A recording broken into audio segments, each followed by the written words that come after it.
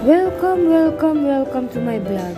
Ayan yung pamangkin ko, si Marimar. Siya yung nag-aayos ng uling. Tapos ito naman si Miss Pinkie Pie. Siya yung nag-aayos ng ating running order. Isaw, dugo, laman, tinga, paa. Ayan siya. Chef for the day, si Ma'am Danica. Saka ito yung ating, ano ba to? Yung nakakulong ngayon sa Bacoor National Judice. Yan, hindi pa siya nakakalaya kasi hindi pa siya na kakasuhan eh.